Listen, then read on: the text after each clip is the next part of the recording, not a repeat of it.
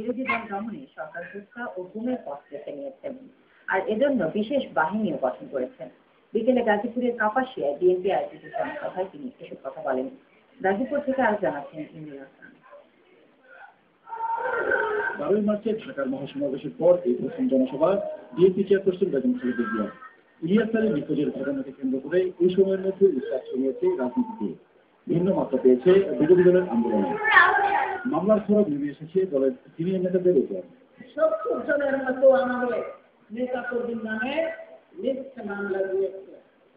তারা মনে করে এই মিথ্যা মামলা দিয়ে তাদেরকে হয়রানি করতে পারলে আন্দোলন বন্ধ হয়ে যাবে, কিন্তু তারা জানে না জনগণের ভেতরে যে আগুন জ্বলছে সেই আগুন বন্ধ তারা করতে পারবে না।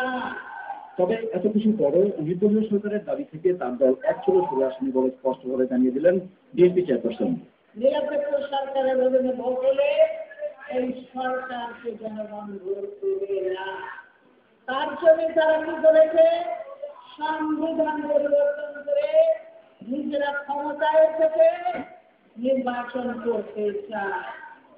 আমরা বলে দিয়েছি আর